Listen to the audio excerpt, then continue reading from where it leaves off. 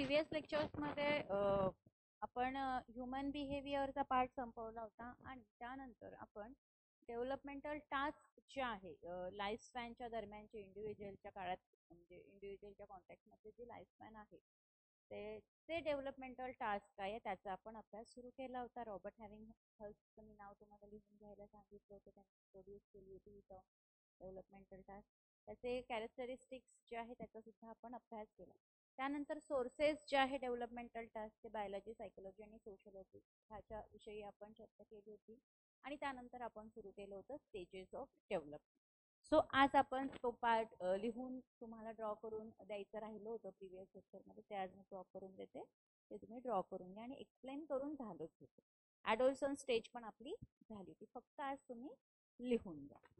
लिहा stages of development.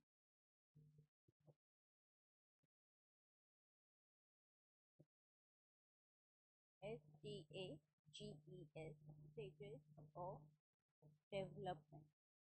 How many stages शिकवले आहे मी? Start to tell me. First, oral stage. Oral stage. Okay. Second, anal stage.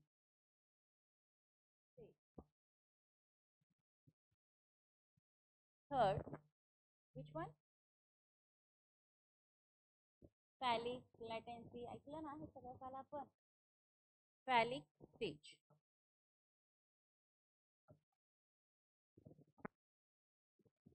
Next one, latency stage.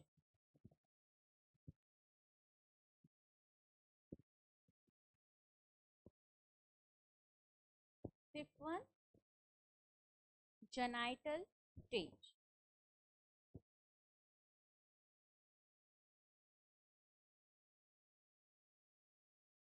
पुढे म्हणजे या प्रत्येक स्टेजमध्ये मी जे जे काही सांगते त्याच्यामध्ये तुम्ही कीवर्ड त्याचे लिहून घ्यायचे. आणि लास्ट वन आहे adolescent stage. How many types of stages? Types of stages of developmental task which was introduced by हॅविंग हर्ट. ठीक आहे, रॉबर्ट हॅविंग हर्ट. ॲडोल्सन स्टेज लिहून घ्या, ADOLS.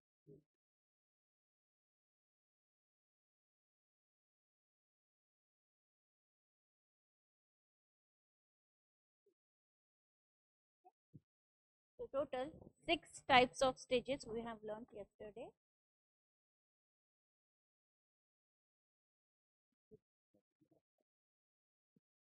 ह्या स्टेजेसमध्ये नेमकं काय आहे हे सुद्धा मी तुम्हाला एक्सप्लेन केलं होतं की फ्रॉइडने म्हणजे सिगमंड फ्रॉइड जे आहे पहिले सायकोलॉजिस्ट होते ज्यांनी इम्फसाइज केलं होतं डेव्हलपमेंटचे आस्पेक्ट. कुणाचे डेव्हलपमेंटचे आस्पेक्ट? ह्युमन पर्सनॅलिटीचं जे डेव्हलपमेंटल आस्पेक्ट आहे ते इंट्रोड्यूस करणारे पहिले व्यक्ती होते, पहिले सायकोलॉजिस्ट होते सिगमंड फ्रॉइड. त्यांनी डील ह्या टर्म बरोबर, ह्या कन्सेप्ट बरोबर त्यांनी सिस्टमॅटिकली डील केलं होतं. ह्युमन डेव्हलपमेंट त्यातनं होतंय का नाही, व्यवस्थित स्टेजेस दिल्या होत्या, राईट पासून बर्थ पासून त्या सगळ्या दिल्या होत्या. त्याच ओरल स्टेजमध्ये काय होतं, ॲनल स्टेजमध्ये काय होतं. ओरल स्टेजमध्ये मूल जन्मापासून ते 1 वर्षापर्यंत त्याचं मूल हे शिकत असतं. लिबिडिनल एनर्जी तो रिलीज करत असतो त्याच्या इन्फन्सीच्या काळामध्ये through oral activities like sucking, swallowing म्हणजे गिळणे, चोपणे वगैरे जे मी सांगितलं होतं ते. ॲनल स्टेजमध्ये काय होतं तर ॲनल स्टेजमध्ये आपण टॉयलेट ट्रेनिंग वगैरे मुलांना देतो आणि त्यांचं कंट्रोल त्यांना त्यांचं जे बॉवल आणि ब्लॅडर मुवमेंट्स आहे त्यावर ते कंट्रोल करायला शिकतात. आणि ह्याच्या माध्यमातून काही गोष्टी आपण टॉयलेट ट्रेनिंग प्रयत्न करतात. फ्रॉइडचा असा विश्वास होता की जी स्टेज आहे ही डायनामिक शिफ्ट आहे गार्डियनशिप पॅटर्नची, असंही त्यांनी सांगितलं होतं. फॅलिक स्टेजमध्ये काय केलेलं आहे तर हे ऑर्गन्स बिगिन होतात मॅच्युअर व्हायला.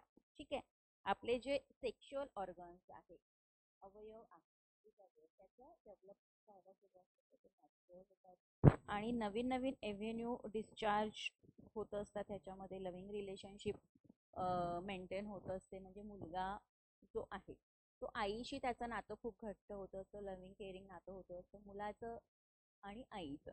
त्याला एक कॉम्प्लेक्स, ऑडिपस कॉम्प्लेक्स अशी टर्मिनॉलॉजी वापरलेली आहे.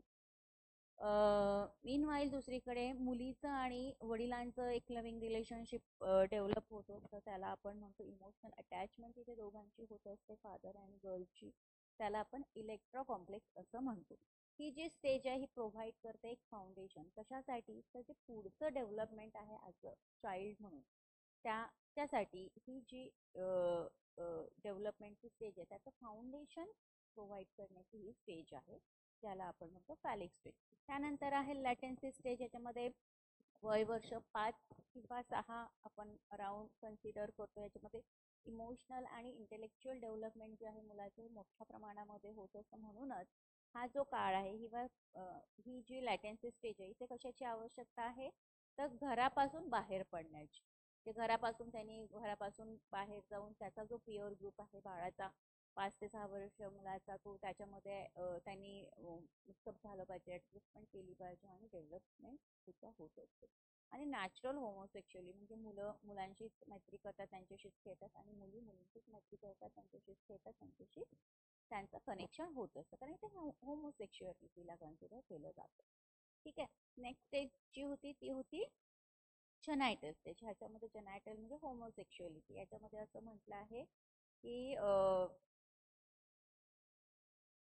म्हणजे अपोजिट सेक्स विषयी अट्रॅक्शन निर्माण होतं, की मुलगा आणि मुलीची मैत्री होते, त्यांच्यामधलं चांगलं बॉन्डिंग होते, मैत्री निर्माण होते, पुढे ते लव्हिंग रिलेशनशिप आहे, ऑल दिस थिंग्स पुढे जातात. ही आहे जेनायटल स्टेज. ॲडोलसेन्स जी स्टेज आहे ह्याचा वयोगट आहे 13 ते 19. म्हणजे मूल ची जी डेफिनेशन आपण करतो की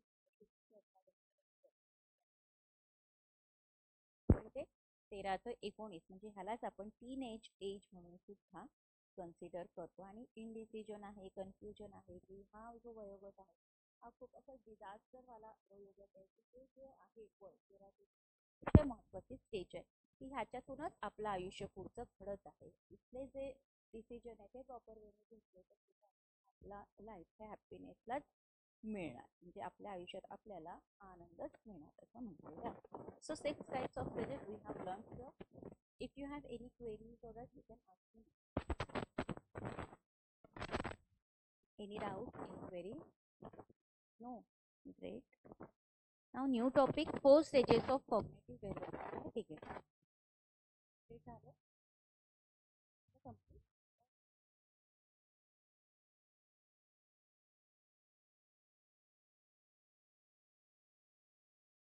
It's fine. Okay. So आता हे कसं करायचं?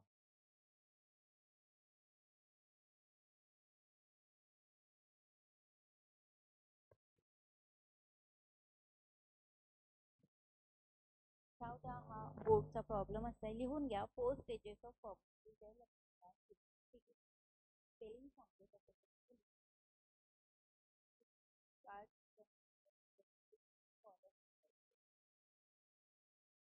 सगळ्यात आधी 4 stages of cognitive development काय ठीक आहे.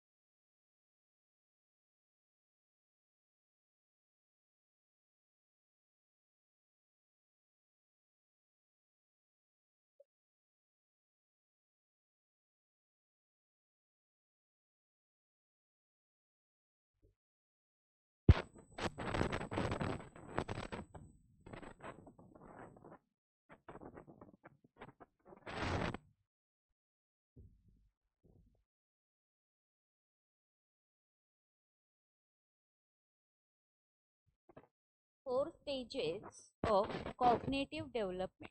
COGNITIVE cognitive development. कुणी दिल्यात ह्या 4 stages तर त्यांचं नाव लिहून घ्या. ठीक आहे. PRA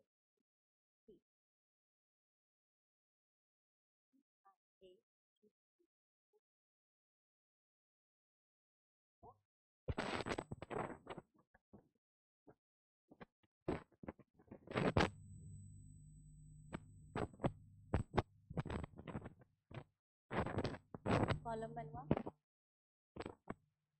3 कॉलम करायचे, 1 2 3.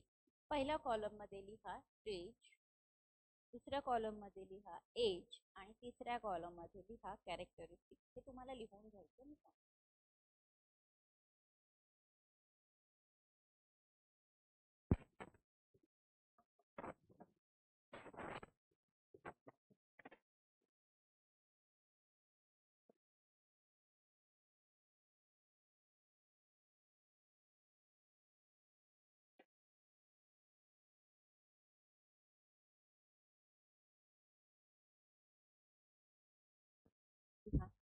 4 stages of cognitive development by Piaget.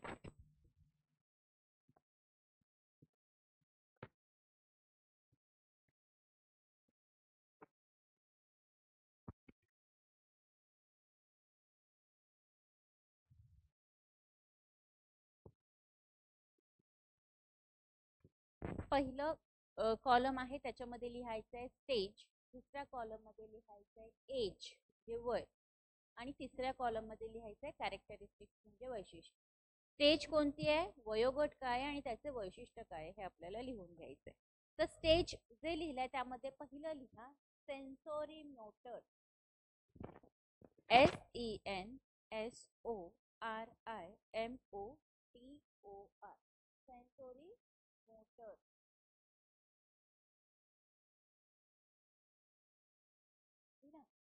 SENSORIMOTOR.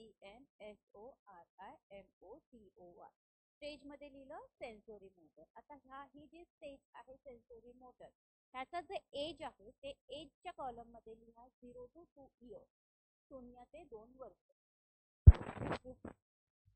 0 to 2 years.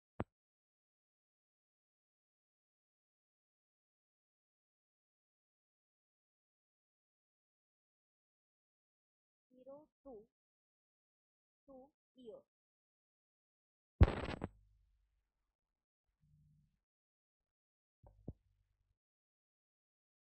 दिलं. आता कॅरेक्टरिस्टिक्सचा जे कॉलम आहे म्हणजे ह्या स्टेज मध्ये हा जो वयोगट आहे त्यानुसार ह्याचे वैशिष्ट्य काय आहे, तर ह्याच्यामध्ये लिहा इन्फंट जो आहे म्हणजे 0 ते 2 वर्षाचं जे मूल आहे तो काय करत असतो, त्याचं जग एक्सप्लोर करत असतो. तो explore the world. Infant explore the world कशाच्या द्वारे, तर सेन्सरी एक्सपिरियन्सेस जे आहे फिजिकल ऍक्शन्स बरोबरचे त्याचं कोऑर्डिनेट करण्याचा तो प्रयत्न करतो 0 ते 2 वर्षाचं मूल. कशाबरोबर, तर सेन्सरी एक्सपिरियन्सेस जे आहे त्याच्याबरोबर कोऑर्डिनेट करण्याचा प्रयत्न करतो आणि सोबतच फिजिकल ऍक्शन्स आणि कृती ह्याचं समन्वय साधण्याचं 0 ते 2 वर्षाचं मूल प्रयत्न करतो. ठीक आहे.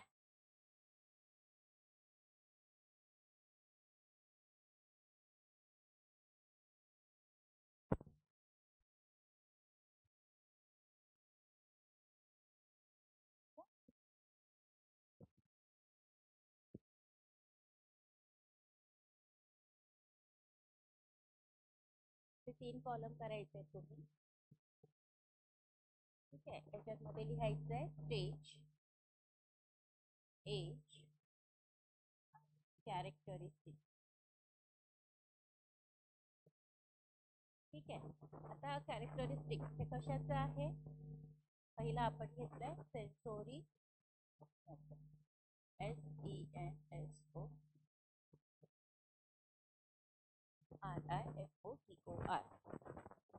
ठीक आहे. 0 to 2 इयर्स एज आहे.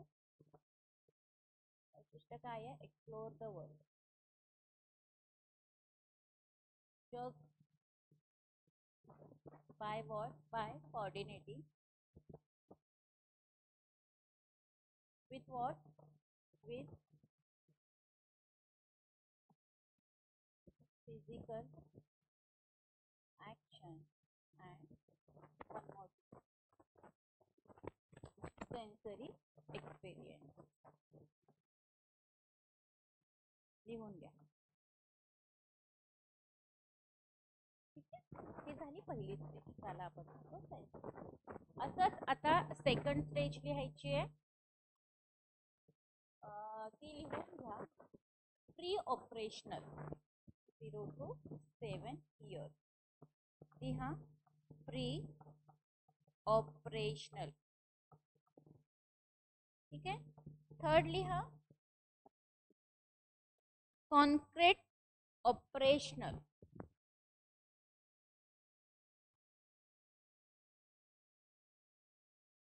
Concrete operational.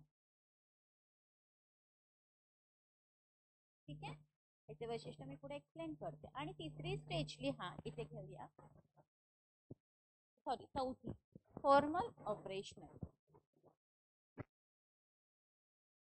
फॉर्मल ऑपरेशनल वयोगट आहे 11 ते 15 वर्ष. हे बघा 0 वयोगटापासून ते 15 वर्षापर्यंतच्या ज्या स्टेजेस आहेत त्या ह्या स्टेजेस आहेत. पहिली आहे सेन्सोरी मोटर, दुसरी आहे प्री ऑपरेशनल, तिसरी आहे कॉन्क्रीट ऑपरेशनल आणि चौथी आहे फॉर्मल ऑपरेशनल. ह्याचा पहिलीचा वयोगट आहे 0 ते 2 वर्ष, दुसरीचा वयोगट आहे 2 ते 7 वर्ष, 7 ते 11, 11 ते 15. डन.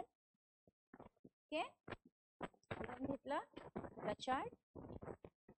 आपण जाऊया आपल्या फाईल.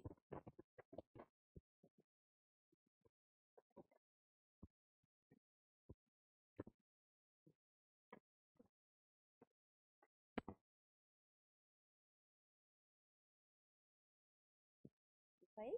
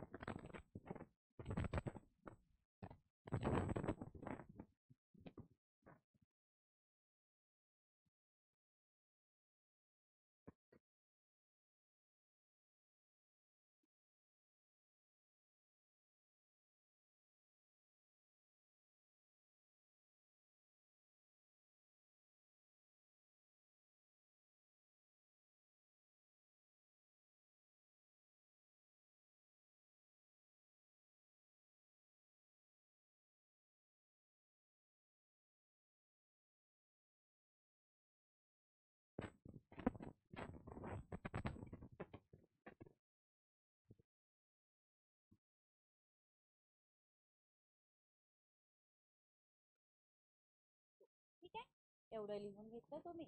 मी एक्सप्लेन करते की आता जे प्री ऑपरेशनल सेन्सोरी मोटरचं तर झालं. त्याच्यामध्ये मी सांगितलं की इन्फंट जो आहे 0 ते 2 वर्षाचं मूल जे आहे ते एक्सप्लोर करण्याचा प्रयत्न करतो त्याचं जग, आणि हे एक्सप्लोर करत असताना तो कशाच्या द्वारे एक्सप्लोर करतो, तो कोऑर्डिनेशनच्या द्वारे. आता कोऑर्डिनेशन कशासोबत आहे, तर सेन्सरी एक्सपिरियन्सेस, त्याला सेन्स जे होते त्याचे अनुभव कशाबरोबर, तर त्याच्या शारीरिक कृतींच्या द्वारे. That's it. दुसरी आहे प्री ऑपरेशनल स्टेज. याचा वयोगट आहे 2 ते 7 वर्षे. ह्याच्यामध्ये मूल काय करतो, सिम्बॉलिक थॉट जे आहे ते डेव्हलप करत असतो. आता हे सिम्बॉलिक थॉट डेव्हलप म्हणजे काय, तर ऑब्जेक्ट परमनन्स तो इस्टॅब्लिश करत असतो. सिम्बॉलिक म्हणजे ही चेअर, ही खिडकी, हे दार, हे सिम्बॉल्स आपण त्याला सांगतो की ही खिडकी म्हणजे त्याला ते एक अशी कृती, एक आकृती दिसते की ते म्हणजे ते, त्यात काय काय असतं, तर हे त्याच्या थॉट्स प्रोसेसनुसार तो डेव्हलप करत असतो. परमनन्स जे आहे तो इस्टॅब्लिश करत असतो. चाइल्ड जो आहे अजिबात कोऑर्डिनेट करत नाही वेगवेगळ्या फिजिकल ॲट्रिब्यूट बरोबर. म्हणजे ऑब्जेक्टचे जे फिजिकल ॲट्रिब्यूट्स आहेत त्याच्याबरोबर तो कोऑर्डिनेट करण्याचा अजिबात प्रयत्न करत नाही. ही झाली प्री ऑपरेशनल स्टेज. तिसरी स्टेज जी आहे ती आहे कॉन्क्रीट ऑपरेशनल स्टेज. लिहिलं, कॉन्क्रीट ऑपरेशनल स्टेज ही तिसरी.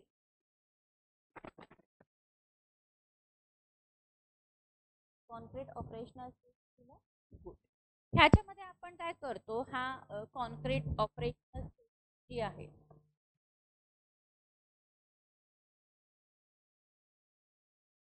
तिसरी स्टेज आहे ना ही, याचा वयोगट काय आहे, 7 ते 11 वर्ष. कॉन्क्रीट ऑपरेशनल स्टेजचा वयोगट आहे 7 ते 11 वर्ष. ह्याच्यामध्ये मूल जे आहे तो लॉजिकली काहीतरी कारण देऊ शकतो कॉन्क्रीट इव्हेंट्सच्या विषयी, आणि तो क्लासिफाय सुद्धा करायला प्रयत्न करतो की जे काही ऑब्जेक्ट्स आहेत ते रिव्हर्सिबल मेंटल ऑपरेशन्सला येतात. म्हणजे 7 ते 11 वयोगट हा जो आहे अतिशय चलाक बुद्धीचा वयोगट आहे. ह्याच्यामध्ये मूल सगळ्या गोष्टी शिकत असतो, त्याला सगळे एक्सपिरियन्सेस येत असतात, आणि तो एखाद्या गोष्टीचं कारण काय, तर तो त्याचे उत्तर लॉजिकली शोधण्याचा प्रयत्न करतो. That's it. चौथा आहे फॉर्मल ऑपरेशनल.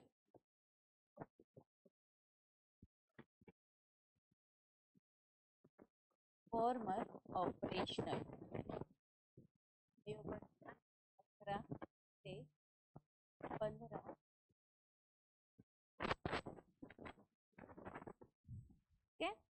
ॲडोलसंट जो आहे हा अप्लाय करतो एक लॉजिक, म्हणजे तर्क जो आहे तो अप्लाय करण्याचा प्रयत्न करतो. खूप ॲब्स्ट्रॅक्ट, खूप अमूर्तपणे एखादी गोष्टी मांडण्याचा, लॉजिकली त्याचा विचार करण्याचा हा फॉर्मल ऑपरेशनल ही स्टेज आहे.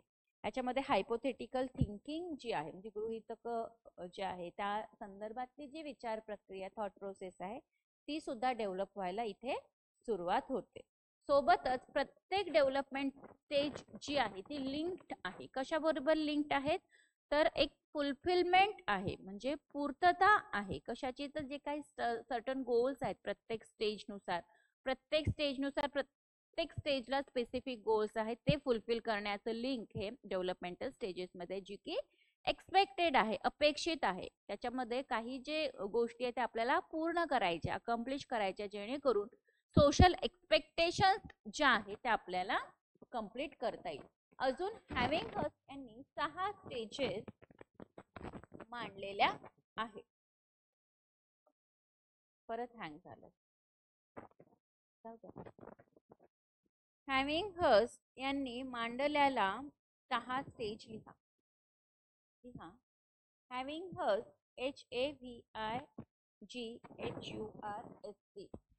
Having identified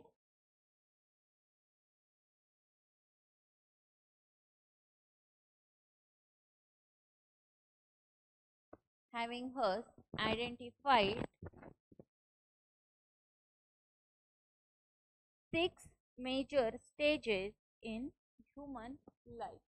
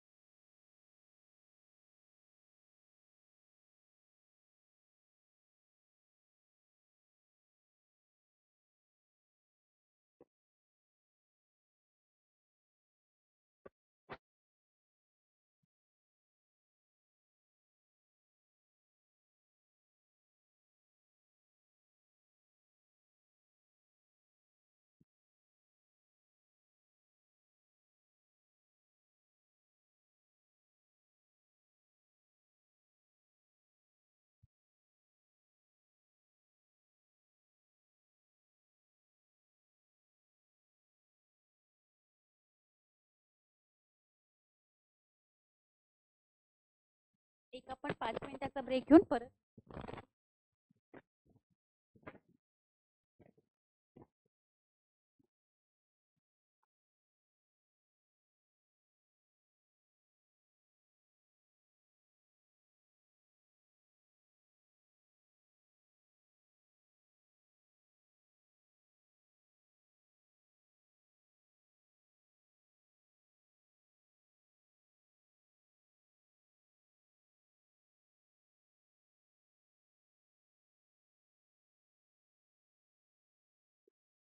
टेक्निकल प्रॉब्लेम आहे त्याच्यामुळे होत नाही, पण मी एक्सप्लेन करते.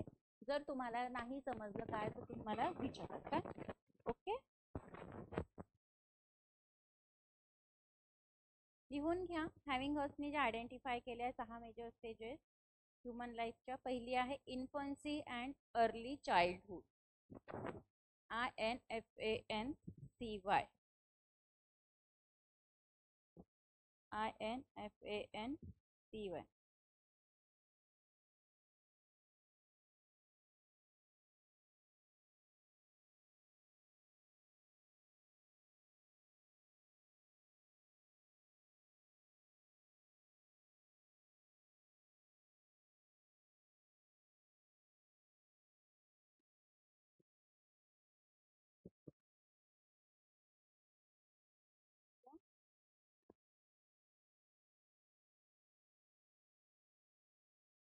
Infancy and early childhood. In bracket लिहा बर्थ टिल 6, म्हणजे जन्मापासून ते 6 वर्षापर्यंत.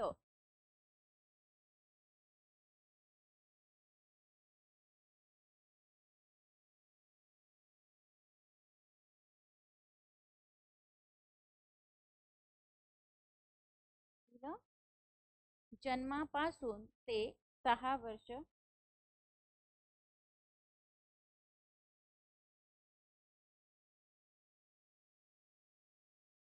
जन्मापासून ते 6 वर्षापर्यंत. दुसरी स्टेज लिहा मिडल चाइल्डहुड.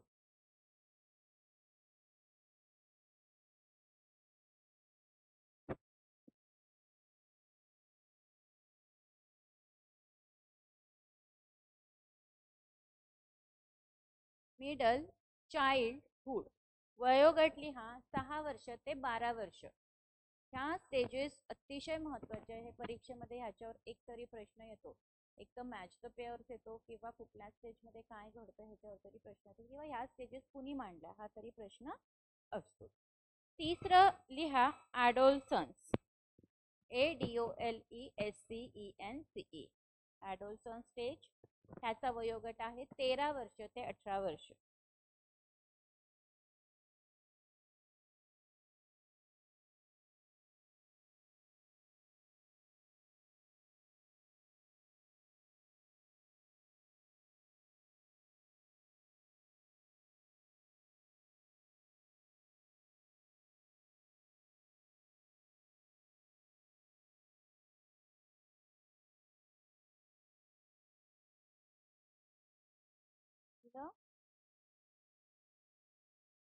चौथं लिहा अर्ली ॲडल्टहुड. EARLY.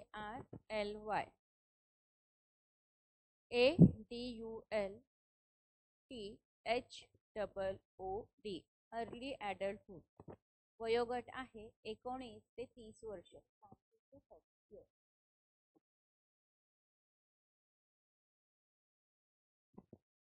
पाचवं लिहा मिडल एज. MIDDLE.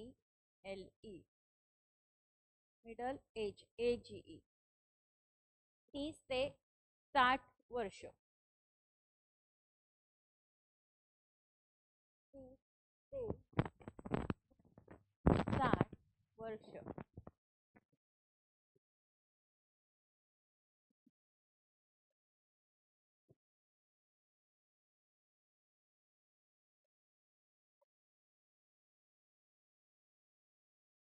तीस ते 60 वर्ष लिहिलं. आणि 6वी स्टेज आहे later maturity. LATER.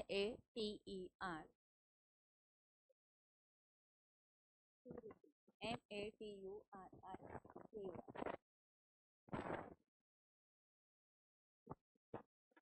LATER. Later maturity. MATURIT.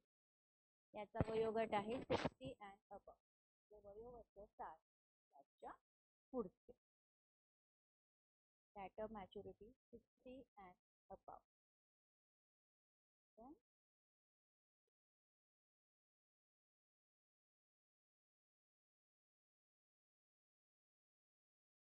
ह्या ज्या 6 स्टेजेस आहे infancy, early child, middle child, adolescence, early adulthood, middle age, later maturity. हे शब्द लक्षात ठेवणं गरजेचं आहे. हे जरी शब्द लक्षात ठेवले तर त्याचा वयोगट तुम्हाला लगेच लक्षात येईल. म्हणजे आपण हे लक्षात ठेवत असताना स्वतःचं जे आयुष्य स्वतःचे डेव्हलपमेंट ते आपल्या डोळ्यापुढे व्हिज्युअलाइज करायचं. त्यातनं आपल्याला म्हणजे कुठलीही गोष्ट आपण स्वतःवर जर इम्प्लिमेंट केली तर ती आपली जास्त लक्षात राहते. जर तुम्हाला लक्षात राहायचं शब्द लक्षात राहते वयोगट कुठला कुणाचं लक्षात राहते तर स्वतःला व्हिज्युअलाइज करायचं की आत्ता तुम्ही सध्या कुठल्या स्टेजमध्ये आणि आत्ताचं जे वय आहे त्याआधी तुमच्या कुठल्या स्टेजेस झाल्या आणि त्यानंतर तुमच्या कोणत्या येणार. एवढं जर लॉजिक जरी तुम्ही लक्षात ठेवलं खूप फायदा होईल. नाव new topic. Please note down different stages of life and their developmental tasks.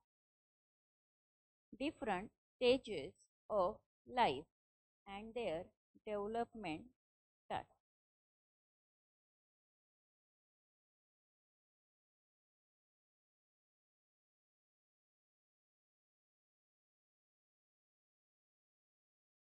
different stages of life and their development task. ह्याच्यामध्ये पहिलं लिहा prenatal period. PRENATAL prenatal period PERIOD.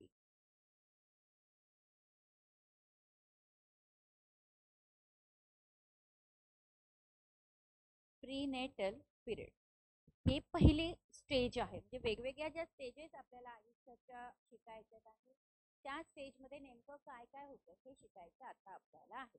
आता ह्युमन लाईफ जी आहे प्रोसीड करते पण कशाच्या द्वारे, तर वेगवेगळ्या ज्या स्टेजेस आहेत त्या वेगवेगळ्या स्टेजेसवरनं आपलं आयुष्य पुढे जात असतं. आता हे जे डेव्हलपमेंटल स्टेजेस आहे ह्या तात्पुरत्या असतात.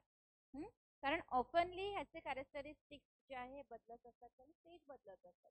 कॅरेक्टराइज केल्या जातात पण कशाच्या द्वारे, तर जे डॉमिनंट फीचर्स आहे किंवा लीडिंग कॅरेक्टरिस्टिक्स आहे प्रत्येक स्टेजचे त्याच्याद्वारे हे बदलत असतात. म्हणून याला टेम्पररी असं म्हटलेलं आहे.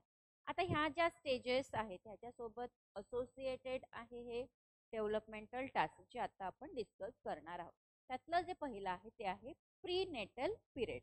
हे आधी हेडिंग लिहून घ्या आणि हेडिंग खाली सब पॉइंट किंवा सब पिरियड जे आहे ते 3 टाइप्सचे ते सुद्धा तुम्हाला लिहा.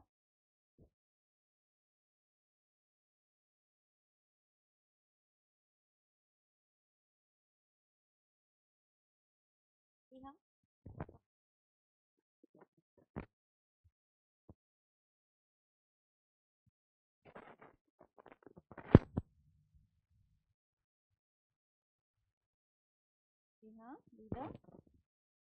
प्रीनेटल पिरियड ह्याच्यामध्ये 3 पॉइंट लिहून घ्या. पहिला आहे germinal period GERMINAL germinal period. Second लिहा the embryonic period EMBRYONIC the embryonic period PERIOD. आणि तिसरं लिहा the fetal period FETAL fetal period PERIOD.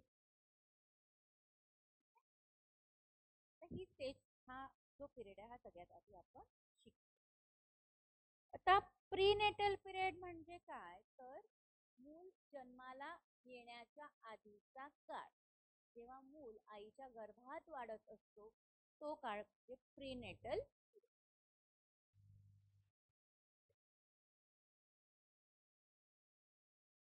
बरोबर. आता हा जो पिरियड आहे हा conception to birth is known as prenatal period. म्हणजे आता तुम्हाला जर प्रश्न विचारला की प्रीनेटल पिरियड म्हणजे काय परीक्षेमध्ये, तर तुम्ही काय सांगणार, तर जेव्हापासून गर्भधारणा झाली तो दिवसापासून ते मूल जन्माला येण्याच्या दिवसापर्यंतचा काळ म्हणजे प्रीनेटल पिरियड. ठीक आहे. टिपिकली हा जो काळ आहे प्रीनेटल पिरियडचा हा 40 आठवड्यांचा असतो. म्हणजे 9 महिने जे म्हणतो ना आपण 9 महिने गर्भातले, तो 9 महिन्याचा काळ म्हणजे हा 40 आठवडे कन्सिडर केला जातो. आता ह्याच्यातलं जे प्रीनेटल डेव्हलपमेंटची प्रोसेस आहे ह्याच्यामध्ये देखील 3 स्टेजेस सांगितले. त्यातली आहे जर्मिनल पिरियड. आता हा जर्मिनल पिरियड 14 दिवसांचा असतो. It is about 14 days in length. 14 दिवसांचा हा काळ असतो. Last from the conception to implantation of the zygote. जे काय मासिक पाळी आल्यानंतर 14व्या दिवसापासून ओव्ह्युलेशनची स्टार्ट होते. ओव्ह्युलेशन स्टार्ट झाल्यानंतर पती-पत्नीचे जर संबंध आले तर त्यातनं गर्भधारणा होते. तो जो दिवस आहे तो गर्भधारणा झाल्यापासून ते इम्प्लांटेशनचा काळ 14 दिवसांचा असते. कारण नेक्स्ट पिरियड येत नाही. तर ते पिरियड चुकले म्हणजे आपण कन्सिडर करतो की ती प्रेग्नन्सी आहे बाय ज्या टेस्ट केल्या जातो तो.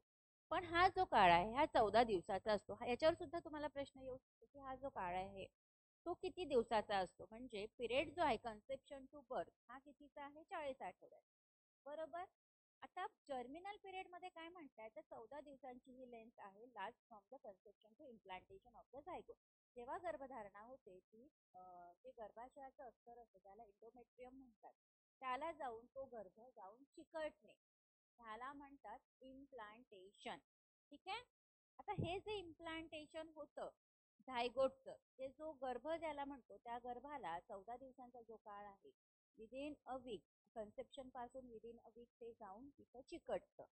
ठीक आहे. गर्भाशयाच्या अस्तरला ज्याला म्हणतो आपण इंडोमेट्रियम लाईन. लक्षात ठेव हे शब्द ह्या टर्मिनॉलॉजी लक्षात ठेवणं गरजेचं आहे. आणि जे जाऊन चिकटतो तो गर्भ त्याला म्हणतात zygote. ZYGOTE. Note down. ZYGOTE. Zygote.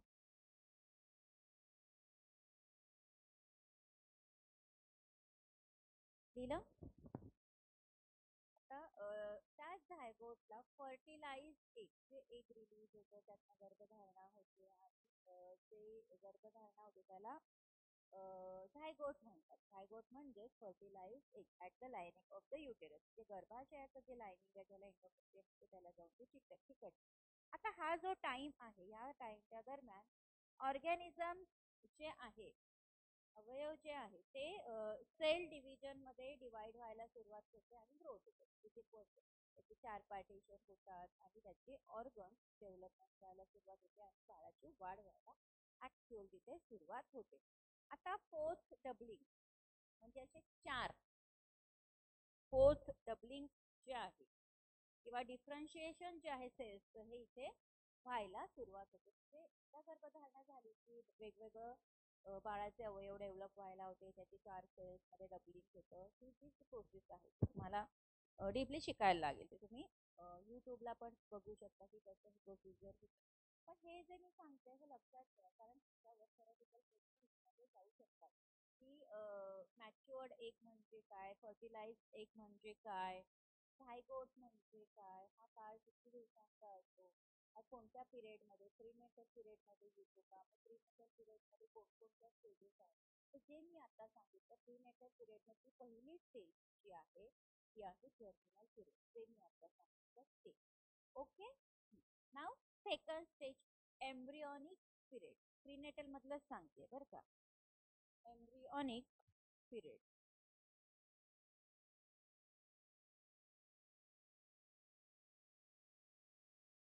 दिलं.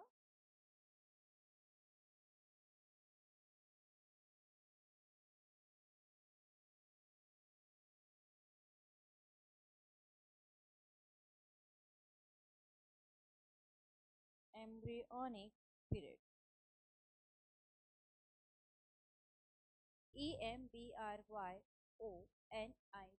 Embryonic period. PERIOD.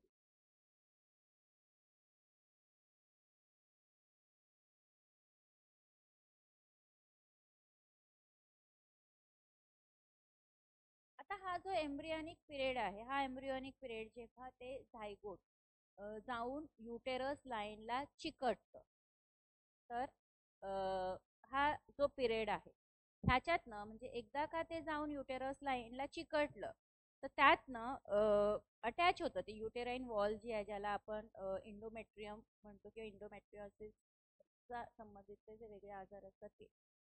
ठीक आहे. तर ह्या इंडोमेट्रियम लाईन त्याला युटेरियन वॉल सुद्धा म्हणतात त्याला जाऊन ते झायगोट जाऊन चिकटतं.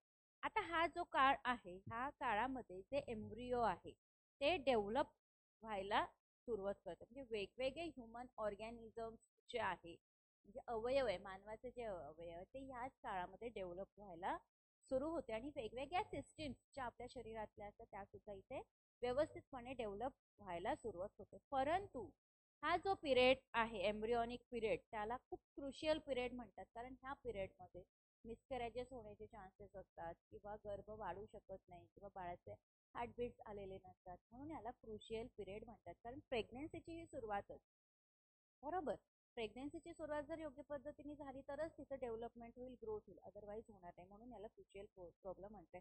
आणि कुठलीही समस्या ह्या पिरियडमध्ये उद्भवू शकतो आणि ह्याचाच अर्थ म्हणजे ह्याचाच रिझल्ट जर बघितला तर बर्थ डिफेक्ट्स मध्ये देखील होऊ शकतो. तर जन्माला आलेलं मूल हे काय त्याच्या डिफेक्ट असू शकतं किंवा मूल जन्मालाच येऊ शकत नाही, कॅरेज होऊ शकतं, अबॉर्ट होऊ शकतं, काहीही समस्या इथे उद्भवू शकतो, म्हणून याला क्रुशियल पिरियड असं म्हटलेलं आहे. आता प्रीनेटल पिरियड मधले तिसरा जो पिरियड आहे तो आहे fetal period. FETAL FETAL fetal period.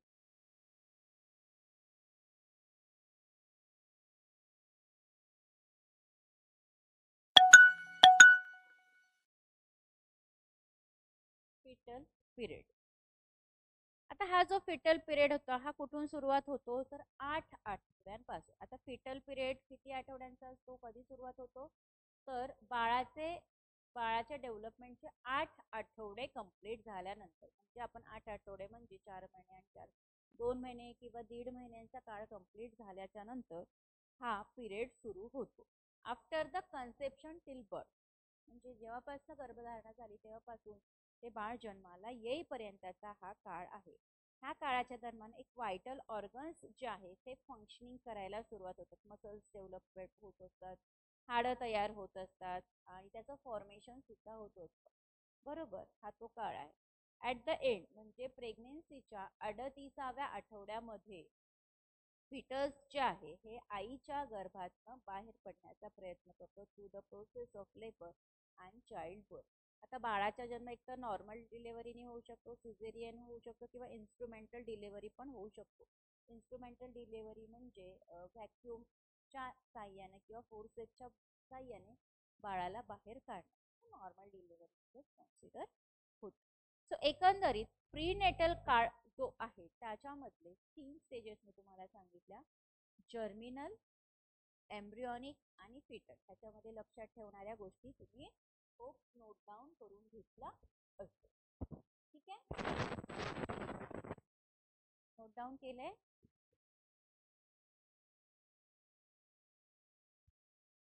नाव हा जो प्रीनेटल काळ आहे किंवा प्रीनेटल स्टेज आहे लिहून घ्या. Challenges during prenatal stage.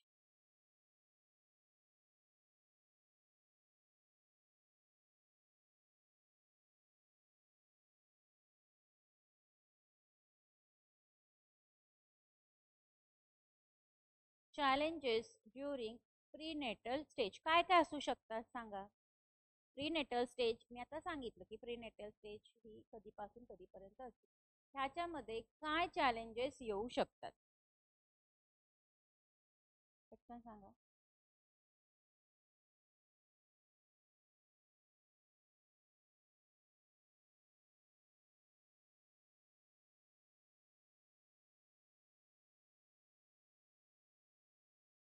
सांगा पटकन. सोपं आहे. आता मी सांगितलं की प्रीनेटल डेव्हलपमेंट जे आहे हे मॅटर्नल कॅरेक्टरिस्टिक्सच्या द्वारे अफेक्ट होऊ शकतो. ज्याच्यामध्ये इन्क्लूड काय आहे तर आईचं वय. आईचं वय आता सगळेजण म्हणतात की लवकर मुलं झाली तर ते बरं आहे. तर वय वर्ष 30च्या वर किंवा 35च्या वर आईचं वय असेल तर ती हाय रिस्क प्रेग्नेन्सी म्हणून कन्सिडर केलं जातं. म्हणून आईचं वय इथं अतिशय महत्त्वाचं फॅक्टर आहे. त्यासोबतच इमोशनल स्टेट आणि न्यूट्रिशन. आईचं वय, इमोशनल स्टेट आणि न्यूट्रिशन. जे बाळ जेव्हा गर्भात वाढत असतो त्यावेळी आईचं वय मॅटर करतं. आई काय न्यूट्रिशन इनटेक करते, की ती काय खाते पिते हे मॅटर करतं. आणि आईचा भावनिक स्टेटस जो आहे, भावनिकता आईची कशी आहे त्याच्यावर सुद्धा हे मॅटर करते. त्यानुसार बाळाचं डेव्हलपमेंट हे डिपेंड असतं.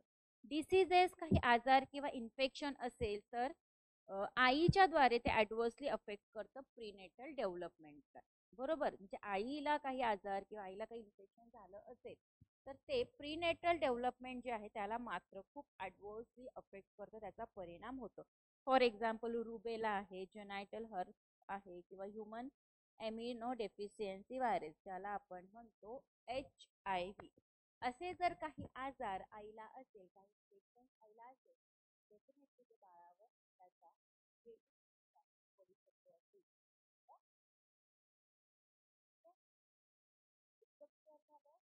अजून काय काय चॅलेंजेस असतात.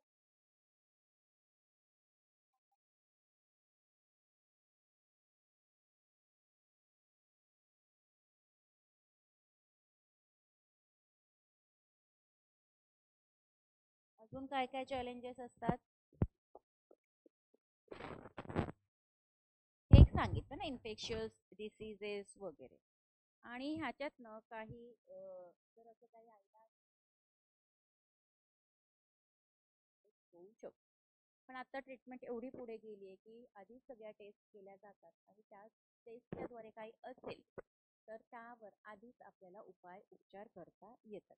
इतर जो सोर्स आहे, थ्रेट आहे, इन्व्हायरमेंटल एजंट्स म्हणजे आईच्या गर्भात बाळ वाढत इन्व्हायरमेंट एजंट सुद्धा मॅटर करतं. आता इन्व्हायरमेंटल एजंट्स म्हणजे काय, तर टेराटोजेन्स आहे, याच्यामध्ये डेव्हिएशन्स येतात नॉर्मल डेव्हलपमेंटमध्ये आणि त्याच्यात सिरियस ॲबनॉर्मॅलिटीज किंवा डिसीज. तुम्हाला भोपाल गॅस ट्रॅजेडी माहिती आहे का, जी 1983 टू 84च्या दरम्यान झाली आहे? खूप डेंजरस गॅस रिलीज झाला होता आणि त्यात abnormalities आल्या होत्या.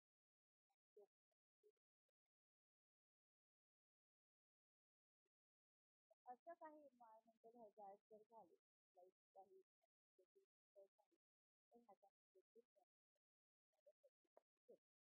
कॉमन टेराटायजन्स जे आहे ह्याच्यामध्ये ड्रग्स आहेत, इन्फेक्शन्स आहेत, रेडिएशन्स आहेत आणि पोल्युशन सुद्धा आहे.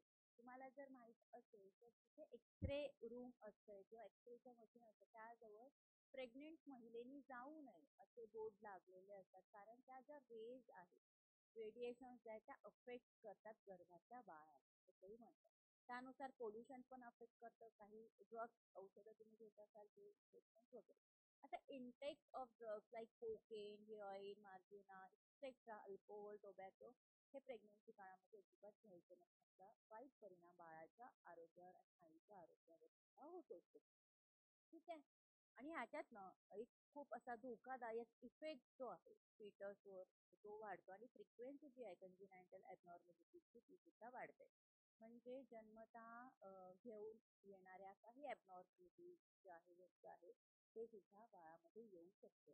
हे चॅलेंजेस आहेत. आता रेडिएशनचं जसं मी सांगितलं, एक्सरेज वगैरे किंवा सर्टन केमिकल्स इंडस्ट्रियल एरियाज ते सुद्धा परमनंट चेंज जो आहे तो आणू शकतो जीन्समध्ये. गुणसूत्र ज्याला आपण म्हणतो त्याच्यामध्ये परमनंट चेंज आणू शकतो. एन्व्हायरमेंटल पोल्युटंट्स जे आहे किंवा एक टॉक्झिक वेस्ट आहे इंडस्ट्रीमधलं किंवा एक खूप असं डेंजरस काय म्हणतो आपण त्याला, कचरा वेस्ट जो आहे, केमिकल्स आहे, ते सगळं सुद्धा इफेक्ट करतं. लाईक कार्बन मोनॉक्साईड हे अफेक्ट करतं, मर्क्युरी, लीड हे सुद्धा डेंजरचे सोर्सेस आहे जे अनबॉर्न चाइल्डसाठी असू शकतात. म्हणजे हे जे मी सांगितलं ते ड्रग्स आहे, हो की नाही, तर हे सगळं इन्क्लूड आहे, ज्याच्यामुळे आई जर ह्याच्या सानिध्यात आली तर गर्भात वाढणाऱ्या बाळाला त्याचा खूप वाईट परिणाम भोगायला लावू शकतो. ॲबनॉर्मॅलिटीज येऊ शकतात, त्यात होऊ शकतं किंवा अजून काही इन्फेक्शन्स डिसीजेस होऊ शकतात. ठीक आहे. तर हे झालं prenatal period. Now second period, infancy and babyhood म्हणजे बाळ जन्माला आल्यानंतरचा ॲक्च्युअल काळ. Infancy and babyhood.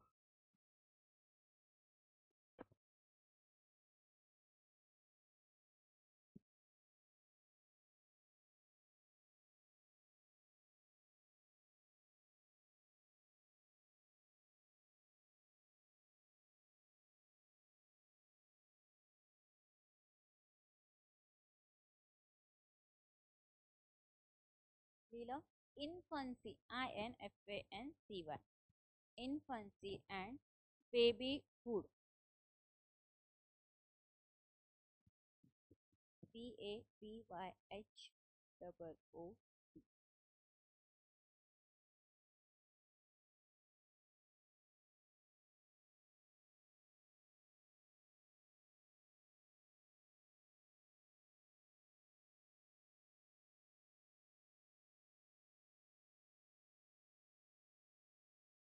लिहिलं.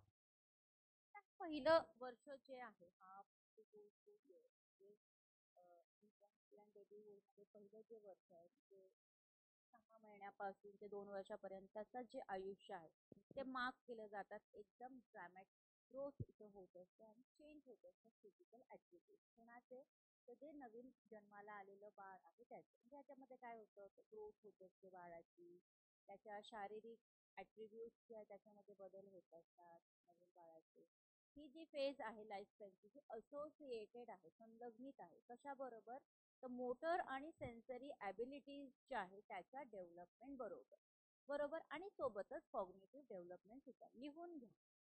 Infancy and babyhood phase of the life span is associated with development of motor and sensory abilities and cognitive develop. ह्या stage पासून जे बाळ आहे, बेबीज आहे, जन्मापासून ते सोशल क्रिएचर पर्यंत सोशिओ इमोशनल डेव्हलपमेंट जे आहे हे त्यांच्यामध्ये बघितल्या जात. कारण 0 ते 2 वर्षाचा काळ आहे आमच्या बाळाला सगळ्या गोष्टी कळतात. ठीक आहे. तो ह्या स्टेजमध्ये जे आहे इन्फन्सी आणि अर्ली चाइल्डहुड बरोबर असोसिएट असणारी ही डेव्हलपमेंटल टास्क आहे. ह्याच्यामध्ये बाळ काय करत असतो, तर तो चालायला शिकत असतो, रांगायला सुरुवात करत असतो, बरोबरच तो सॉलिड फूड जे 6 महिन्यापर्यंत त्या बाळाला फक्त दूध दिलं जातं आई, त्या आईच्या दूध जे आहे बाळ 6 महिन्याचं होईपर्यंत फक्त आईचं दूध असतं. त्याच्यानंतर त्याला सॉलिड म्हणजे भाताची पेज किंवा मऊ भात किंवा खिचडी भात असं खायला त्याला सुरुवात करतो. त्याला आपण म्हणतो learn to take solid food. Solid food खायला ते बाळ शिकत असतं. ते हळूहळू बोलायला सुरुवात करत असतो, कंट्रोल करत असतो, बॉडी वेस्ट जे आहे त्याचं एलिमिनेशन करायचं वर त्याचं नियंत्रण येत असतं. तो समजून घेत असतो सेक्स डिफरन्सेस आणि सेक्शुअल मॉडेस्टी म्हणजे आई कोण, बाबा कोण, दादा कोण, दीदी कोण हे त्या बाळाला कळत असतं आणि तो वाचायला सुद्धा सुरुवात करत असतो. ठीक आहे. आता ही जी आहे ह्या संकल्पना किंवा नवीन भाषा शिकणे हे तो फॉर्म करायला सुरुवात करतो इन ऑर्डर टू डिस्क्राईब सुद्धा करतो सोशल अँड फिजिकल रियालिटी. म्हणजे हा जो वयोगट आहे 2 वर्षापर्यंत हा किंवा अतिशय महत्वाचा पिरियड आहे की याच्यातनं शिकायची आणि सुरुवात करायची ही स्टेज आहे आयुष्याची. आता ही जी स्टेज आहे इन्फन्सी आणि बेबीहुड ह्याच्यामधले सुद्धा काही चॅलेंजेस आहेत. challenges during infancy and early childhood. Challenges during infancy and early childhood त्यालाच आपण बेबीहुड सुद्धा म्हणतो. ओके, त्यालाच आपण बेबीहुड सुद्धा म्हणतो. याच्यामध्ये एक नाव लिहून घ्या, Erik Ericsson.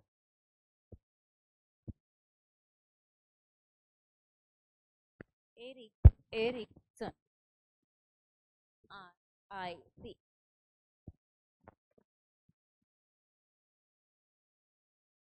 ERIKSON. Erik Erikson, a psychologist, has suggested developmental stages.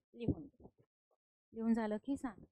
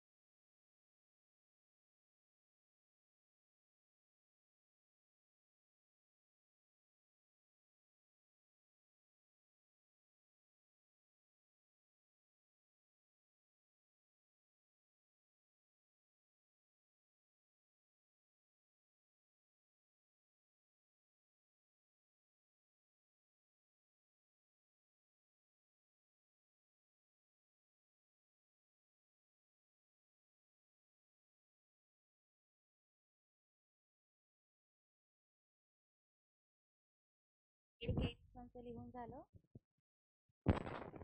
काय केलं एरिक एरिक्सननी सांगा.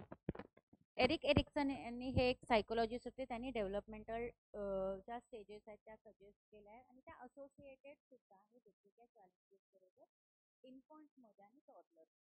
म्हणजे इन्फंट आणि टॉडलर्स जे आहे हे जे असोसिएटेड आहे ह्या डेव्हलपमेंटल स्टेज, ह्या स्टेजमध्ये असणारे चॅलेंजेस जे आहेत ते एरिक एरिक्सन यांनी मांडलेले. आता हे जे ह्या वयोगटातलं जे मूल आहे बेबीहूड मधलं, तो विश्वास ठेवायला सुरुवात करत असतो त्याच्या गरजांवर ज्या कंप्लीट केल्या जातात. म्हणजे त्याला भूक लागली तर तो कोणाला मागेल, एक तर आईला, अवेलेबल त्याची जी डिमांड आहे की त्याला भूक लागली त्याला खाऊ मिळाला, त्याची ही गरज गरज पूर्ण झाली त्याचा विश्वास बसतो, त्याची जी डिमांड आहे ती पूर्ण होणार आहे. तथापि मिसट्रस्ट होऊ शकतो, डेव्हलप करू शकतो त्याची नीड तर निग्लेक्ट. जर त्यांनी काही मागितलं आणि त्याला आपण प्रत्येक तर त्याच्यातनं निगेटिव्हिटी डेव्हलप होईल आणि त्याचा जो विश्वास आहे तो विश्वास तिथे निघून जाईल आणि त्याला असं फील येईल की मला निग्लेक्ट केल्या जात आहे. तर असं होता कामा नये. कारण ते जे ग्रास्पिंग टाइम आहे तो अतिशय महत्वाचा टाइम आहे. तर ऍक्शन घ्यायला सुरुवात करत असतं, कृती करतात ते स्वतःच्या स्वतः. म्हणजे काही त्यांना आपण सांगतो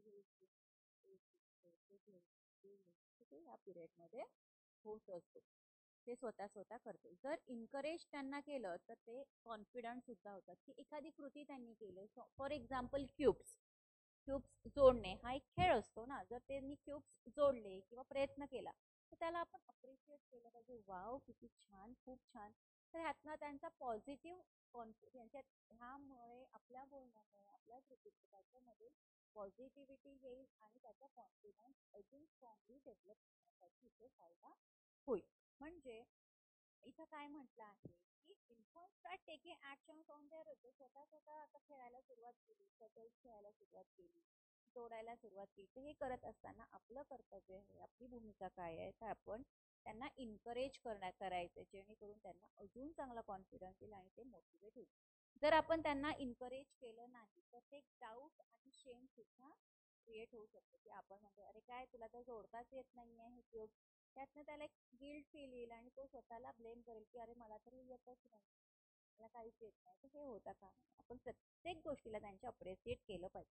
जरी ते चुकलं तर आपण त्यांना नंतर व्यवस्थित समजावून सांगण्याचा प्रयत्न केला पाहिजे, पण त्यावेळी नाही. ह्याच्यामध्ये अजून एक उदाहरण, त्यांना रागवतो आपण, मारतो, ते फार चुकीचं. जर अजून विचारलं झालं तर ते अजून शेमफुल असतं त्या मुलासाठी. ठीक आहे. आता इन्फंट जे आहे डिस्करेज फील करेल जर त्यांना इन्करेज केलं नाही. ते जर त्यांना इन्करेज केलं नाही, त्यांना डिस्करेजिंग फील आलं, ते ब्लेम करत असतील तर ते कुठे पुढे कुठेही पार्टिसिपेट करणार नाही, स्वतःहून पुढाकार घेणार नाही. ठीक आहे. हे चॅलेंजेस आहे. जर का चाइल्ड प्री मॅच्युअरली जन्माला आलं असेल, वेळेच्या आधी 9 महिने किंवा 40 आठवड्याच्या आधी जर मूल जन्माला आलं तर त्याला आपण म्हणतो प्री मॅच्युअर बेबी. असं जर असेल किंवा ते नको असणारं मूल असेल तर ह्याच्यातनं काही फिजिकल प्रॉब्लेम सुद्धा डेव्हलप होऊ शकतात. त्याच्यामुळे त्या बाळाला खूप कमी डिझायरेबल ते बाळ असेल त्या पॅरेंट्सकरिता. म्हणजे पॅरेंटला जर ते बाळच नको असेल तर त्या बाळाची डेव्हलपमेंट कशी होणार, त्याच्यातनं अनेक समस्या निर्माण होणार आणि ह्याचाच रिझल्ट कॉम्प्लिकेशन्स सुद्धा असू शकतो. कारण मूल आणि पॅरेंट मधला जो ट्रस्ट आहे तो इस्टॅब्लिश व्हायला इथे समस्या निर्माण होऊ शकते. तेव्हापासून केअर गिव्हर जे आहे ते अनअवेलेबल असेल किंवा अपसेट असेल, प्रिपेअर्ड नसेल चाइल्ड केअर करायला, तर तरी पण याचा परिणाम बाळावर होतात. म्हणजे आता डे केअरमध्ये मुलं ठेवली जातात किंवा आया घरी बोलवली जातात मुलं सांभाळायला, तर ते जे आहे ते जर अपसेट असतील तर मुलांवर त्याचा परिणाम होतो. जर मूल सांभाळण्याची ते मेंटली प्रिपेअर्ड नसेल तर तरी सुद्धा बाळावर त्याचा परिणाम होत असतो. ठीक आहे. हे चॅलेंजेस आहे इन्फन्सी आणि अर्ली चाइल्डहुड स्टेजेस मधले. नेक्स्ट स्टेज लिहा. 2 झाल्या आपल्या बघा, प्रीनेटल झाली आणि इन्फन्सी बेबीहुडची झाली. आता लिहा childhood stage. CHILDHOOD. Childhood stage वयोगट लिहा 6 ते 11 वर्ष. यालाच आपण मिडल चाइल्डहुड सुद्धा म्हणतो.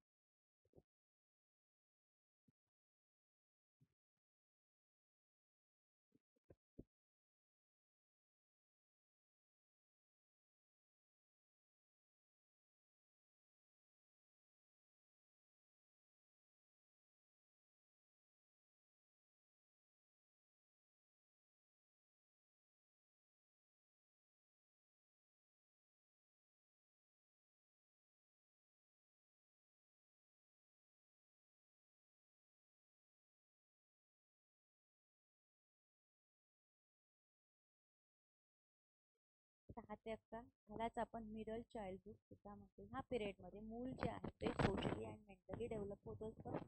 आणि ही जी स्टेज आहे जिथे तो नवीन फ्रेंड्स बनवत असतो, नवीन नवीन स्किल्स तो शिकत असतो, जे त्याला सक्षम करतं. कशासाठी? तर खूप जास्त प्रमाणामध्ये त्यांनी इंडिपेंडंट व्हावं आणि त्यांनी स्वतःचं इंडिव्हिज्युअल आयडेंटिटी सुद्धा इन्हान्स करावी, स्वतःमध्ये ग्रोथ करावी, तो डिपेंडन्सी कमी व्हावी, इंडिपेंडंट त्यांनी व्हावं, त्यासाठी ते मूल प्रयत्न करत असतं. त्यासाठी आपल्याला ह्याच्यात नसते इंडिव्हिज्युअल आयडेंटिटी आहे त्याची सुद्धा इथे ग्रोथ असते. ह्या पिरियडच्या दरम्यान मूल जे आहे ते शाळेची सुरुवात करतं.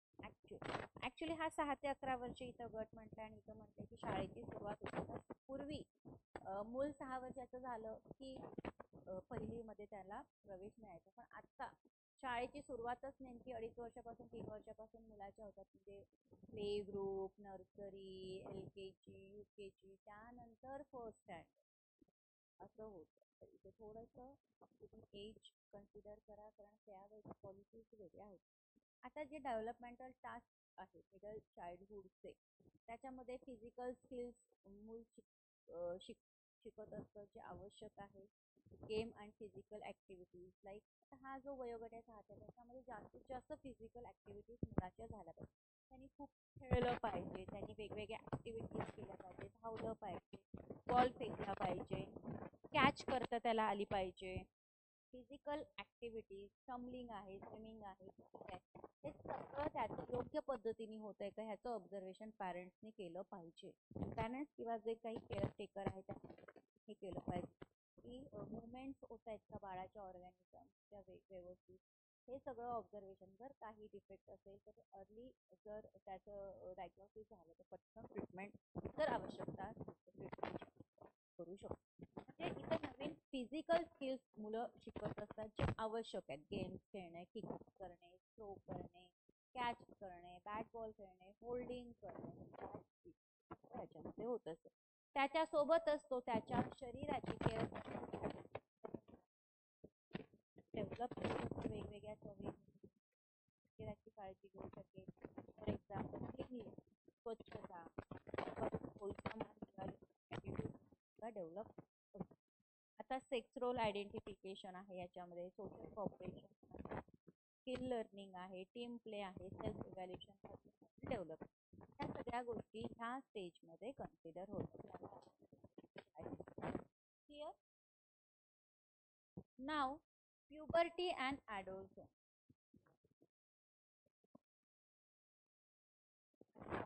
Puberty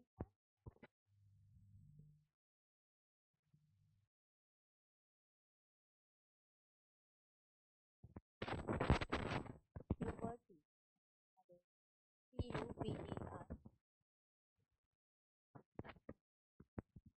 PUBERTY, puberty,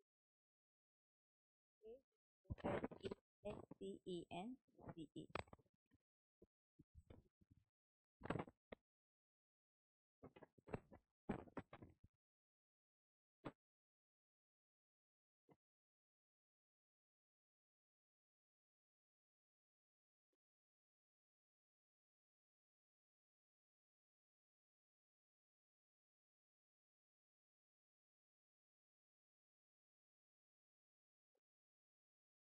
puberty and adult. आता ह्या पिरियड दरम्यान प्युबर्टी जी आहे ती सुरुवात होते. ह्याच्यामध्ये फिजिकल चेंजेस होत असतात, शारीरिक बदल ह्या वयोगटामध्ये होत असतात. सेक्स ऑर्गन्सची ग्रोथ होत असते, डेव्हलपमेंट होत असतं. मुलींमध्ये जे काही शारीरिक बदल वयात येत असताना होत असतात ते अपिअरन्स असतं, फेशियल हेअर्स मुलांच्या चेहऱ्यावर येत असतात. प्युबर्टी जे आहे girls earlier than the boy. प्युबर्टी ही मुलांपेक्षा मुलींमध्ये लवकर येत असते, ते मुली वयात लवकर येतात मुलांपेक्षा असं इथं म्हटलेलं आहे. ॲडोलसन्स हा जो टाइम आहे तो ह्याच्यामध्ये टीनेज सुद्धा ह्या वयोगटाला आपण चूज करतो स्वतःकरिताची आयडेंटिटी. ठीक आहे. एक ते डील करत असतात, पिअर प्रेशर असतं, सोशल एक्सपेक्टेशन पण त्यांच्याकडून असतात. ह्यालाच आपण कॉन्फ्लिक्ट स्टेज पण म्हणतो. आता कॉन्फ्लिक्ट कुणामधलं तर बिटवीन पॅरेंट्स अँड चिल्ड्रन. ठीक आहे. कॉन्फ्लिक्ट काय तर इथं मतभेद व्हायला सुरुवात तेच ऐकत होतं तेच बरोबर असं त्याला वाटत होतं. पण आता त्याची ग्रोथ आणि त्याचं डेव्हलपमेंट इतकं झालंय की त्याला आता त्याच्यासाठी काय योग्य असं त्याला वाटत असतं आणि आई वडिलांनी सांगितलेलं त्याला पटत नसल्यामुळे हा कॉन्फ्लिक्ट पिरियड आहे बिटवीन पॅरेंट्स अँड चिल्ड्रन. आता डेव्हलपमेंटल टास्क काय आहे ॲडोलसन्स स्टेज, तर तो फ्रेंड्स शिकतो काय वेळ घालवणं शिकत असतात. बोथ सेक्सेस म्हणजे मुलं मुली दोन्ही सेक्समधली त्याची मित्रमैत्रिणी असू शकतात. मुलींकडे ॲज अ वुमन बघण्याचा प्रयत्न करू शकतो आपण. म्हणजे मुली आता महिलांच्या रूपात बघत असतात स्वतःला आणि मुलं हे पुरुष म्हणून स्वतःला कन्सिडर करत असतात आणि ते ॲडल्ट म्हणून स्वतःला कन्सिडर करतात आणि सोबतच ते कॉमन पर्पजेस करिता जे काही काम आहे ते इतरांबरोबर करायला ते सुरुवात करतात. डिस रिगार्ड असतात पर्सनल फिलिंग्सच्या संदर्भात. फिजिकल बॉडी जी आहे एखाद्याची ते एक्सेप्ट करतात आणि त्या आपल्या बॉडीला हेल्दी कसं ठेवायचं, क्लीन कसं ठेवायचं, नीट कसं ठेवायचं इथे ते प्रयत्न करतात.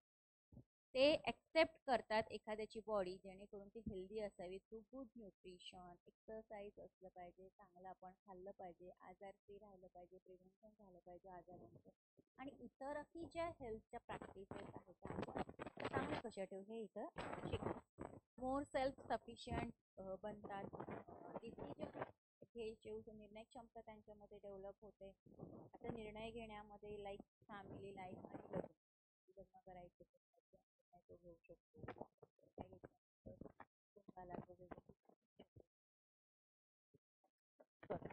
नवीन नवीन सेट ऑफ व्हॅल्यूज ते ॲक्वायरिंग असतं जेणेकरून त्याच्या बिहेवियरला ते गाईड करतं.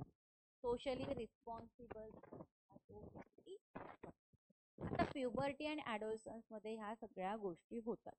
आता ह्याच्यातले चॅलेंजेस लिहून घ्या. चॅलेंजेस ऑफ ॲडल्ट 4-5 मुद्दे ते तुम्ही लिहून. Challenges of adolescence.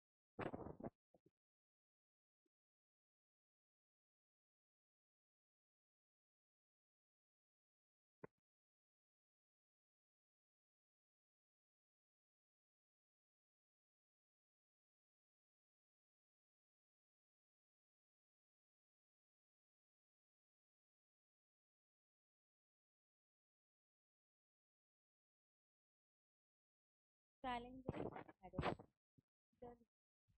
Forming an identity.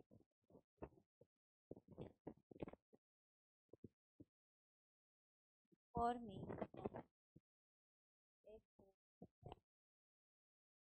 forming an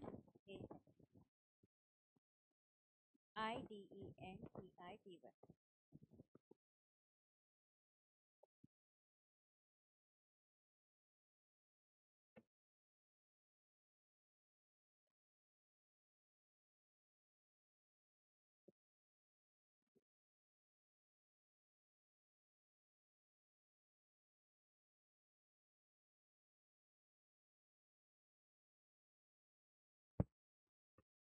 Second, delinquency. DELINQUENCY.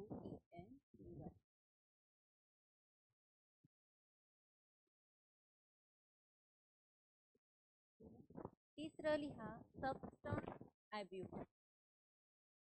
SUBSTANCE.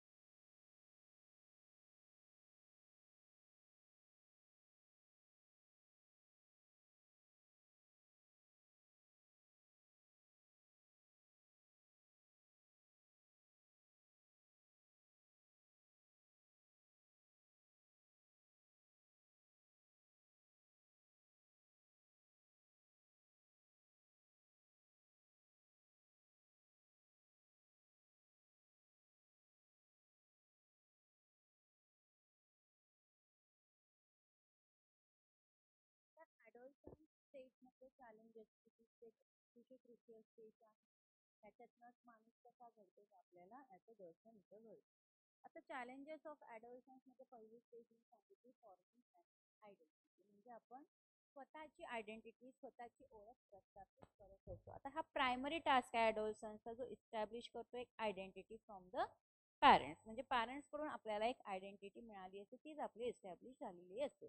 आता असे काही ॲडोलसन्स जे आहे जे एबल नाहीये कोपअप करायला त्यांच्या आयडेंटिटी क्रायसिस बरोबर, आणि ते कन्फ्यूज आहे.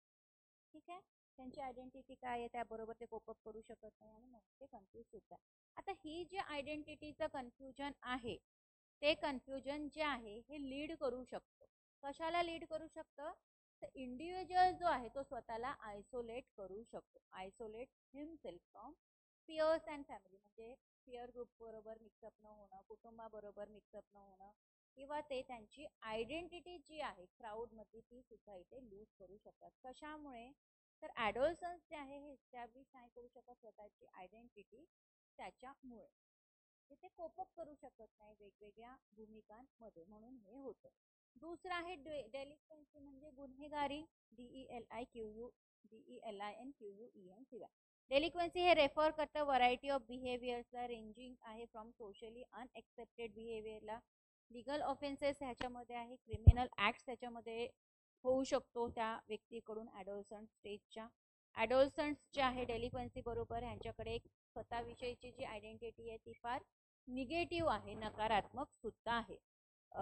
जो विश्वास आहे तो इथे कमी होतो त्याच्यावरचा, आणि ते सोबतच लेवल ऑफ अचिव्हमेंटचं तर इथे प्रमाण 0 आहे. कारण हे जे गुन्हेगारी शास्त्र आहे इथून काही तुम्हाला चांगलं मिळणार नाही त्या स्टेज.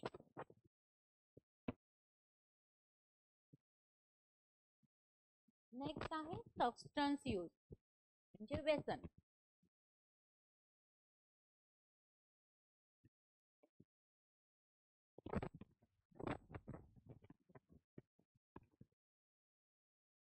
पियर ग्रुप काय आहे, तुमची संगत कशी आहे, किंवा तुमचे स्वतःचे इन्साइट कसे आहे, ते याला ही जी स्टेज आहे सबस्टन्सची याच्यावरती डिपेंड आहे. आता ही जे ॲडोलसन्स पियरला हे खूप वल्नरेबल एज आहे, स्टेज आहे. त्याच्यामध्ये स्मोकिंग करायला, अल्कोहोल घ्यायला, ड्रग ॲब्यूज व्हायला सुरुवात होऊ शकते. काही ॲडोलसन्स जे आहे ते रिसोर्स घेतात स्मोकिंग आणि ड्रग्स घेतात वे ऑफ कोपिंग स्ट्रेस. म्हणजे खूप ताण आलाय, खूप तणाव आलाय, त्यामधनं मला बाहेर पडायचं म्हणून मी स्मोकिंग करतो, मी दारू पितो, म्हणून ॲडिक्शन करतो. हे एक डिफेन्स मेकॅनिझम ते त्याच्यावर वापरतात. आणि हे इंटरफिअर करतं कशामध्ये? तर ज्या कोपिंग स्किल्स आहेत त्या कोपिंग स्किल्स रिस्पॉन्सिबल सुद्धा आहे डिसिजन मेकिंग मध्ये. प्रक्रिया आहे त्याच्याला सुद्धा हे कारणीभूत आहे. That's it. त्यानंतर आहे इटिंग डिसऑर्डर, खाण्यासंदर्भातले विकार. आता ॲडोलसन्स ते ऑब्सेशन्स असतात स्वतःविषयीचं, ते फॅन्टसीमध्ये राहतात, वर्ल्ड अँड पिअर कम्पॅरिझन्स असतात जे सर्टन टाईप ऑफ सिच्युएशन्सला लीड करतात, ते तिथे ऑब्सेस्ड होतात त्यांच्या स्वतःच्या बॉडी विषयी. आता ह्याच्यामध्ये स्वतःच्या बॉडी विषयी कॉन्शियसनेस असतो की मी जर खूप खाल्लं तर मी खूप लठ्ठ होईल, खूप अट्रॅक्टिव्ह पर्सनॅलिटी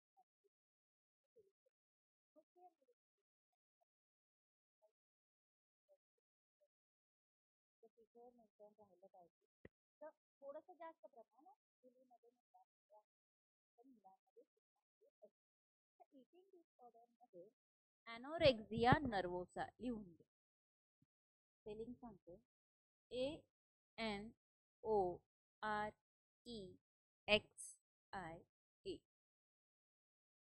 ॲनोरेक्झिया नर्वोसा NERVOSA.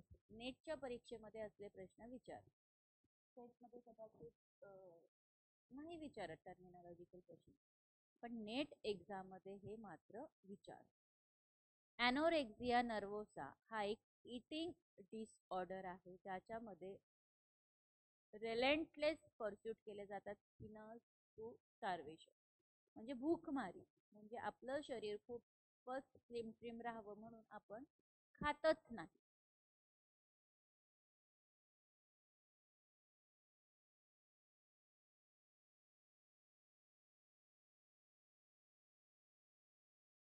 ठीक आहे. ॲनोरेक्सिया नर्व्होसा हा इटिंग डिसऑर्डर आहे. लिहून घ्या, मी सांगते तसं पण terminology. ॲनोरेक्सिया नर्व्होसा is a disorder that involves relentless relentless relentless pursuit pursuit of thinning THI double NE double S English मध्ये आपण pursuit of thinning THI double N to starvation STARVATION to starvation.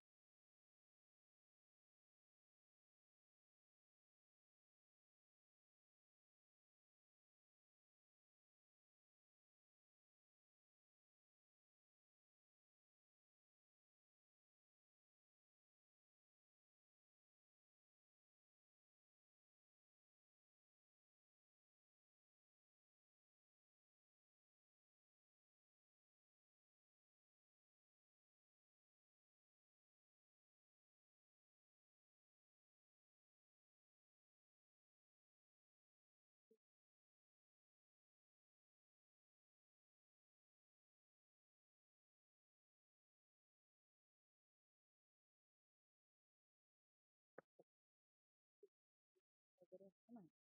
बघा, ॲनोरेक्सिया नर्व्होसा हा एक इटिंग डिसऑर्डर आहे जो involve आहे त्याच्यामध्ये रॅलेंटनेस pursuit करतो टू स्टार्वेशन. नंतर लिहा bulimia BULIMIA BULIMIA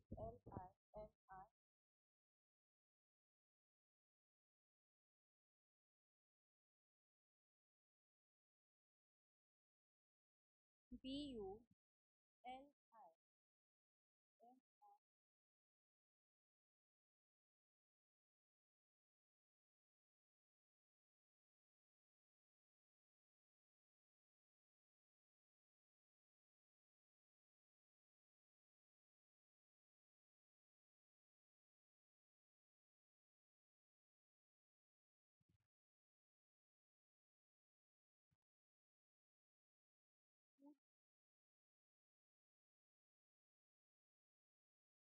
is another form of eating disorder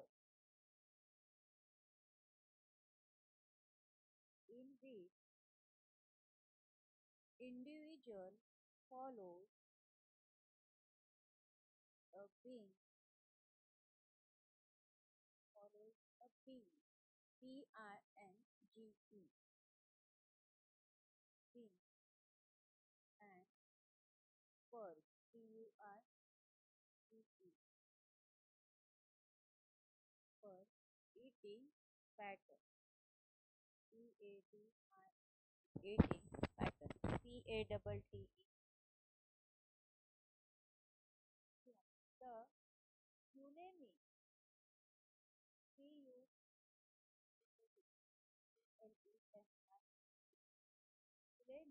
goes on and eating binge BING bulimic goes on and eating binge and the purges purges by self-induced SELF self-induced INDUCE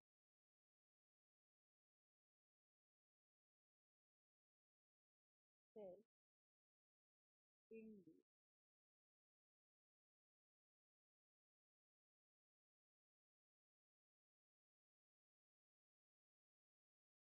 self-induced लिहिलं.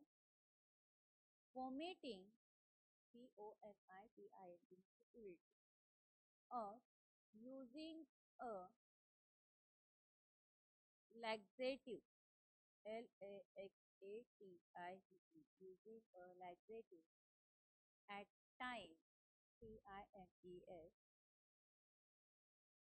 at times, alternating it with fasting. ALTERNATING, alternating it with fasting. FASTING.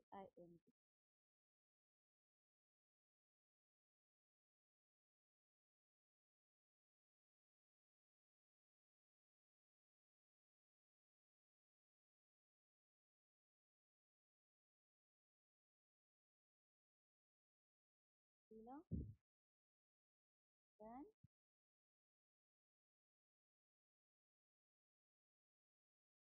बघ, आता हे जे challenges आहे ॲडोल्सन्सचे याच्यामध्ये काय काय सांगितलं की आयडेंटिटी फॉर्मिंगमध्ये चॅलेंज असू शकतो स्वतःविषयीचा, डेलिक्वेन्सी गुन्हेगारी असू शकतं, सबस्टन्स ॲब्यूज होऊ शकतो आणि खाण्यासंदर्भातले आजार देखील होऊ शकतो, एकतर खूप खाणे किंवा हाऊसनेस.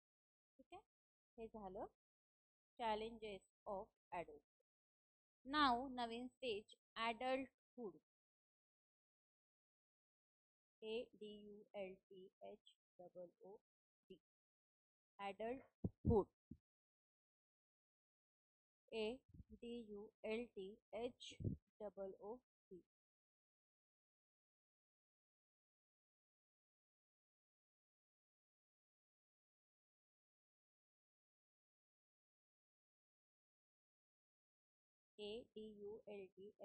ADULTHOOD. Adulthood.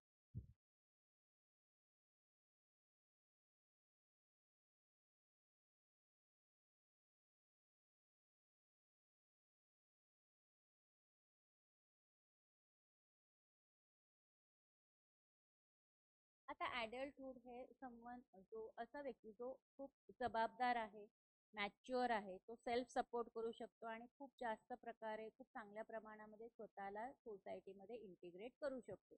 तथापि लोक जे आहे काही ॲट्रिब्यूट्स डेव्हलप करू शकत नाही, काही कॅरेक्टरिस्टिक्स सुद्धा सेम टाइमला डेव्हलप करू शकत नाही विथ गेम स्किल. ठीक आहे, असंही होऊ शकतं. आता ॲडल्ट स्टेज जी आहे याच्यामध्ये 3 सब स्टेजेस आहे. पहिली आहे अर्ली, दुसरी आहे मिडल आणि तिसरी आहे लास्ट. म्हणजे बघा ह्याच्यामध्ये काय म्हटलंय, तर पहिली स्टेज आहे ती आहे अर्ली ॲडल्टहूड, सेकंड स्टेज आहे ती आहे मिडल ॲडल्टहूड आणि तिसरी जी आहे ती आहे थर्ड स्टेज, ज्याला आपण म्हणतो लेट ॲडल्टहूड. लिहून घ्या. ॲडल्टहूडच्या 3 stages. First stages of adulthood. First early adulthood.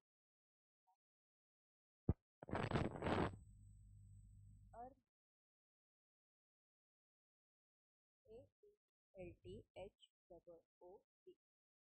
दूसरी second stage middle adulthood. Middle adulthood. आणि तिसरी स्टेज जी आहे थर्ड स्टेज जी आहे लेट ॲडल्टहूड.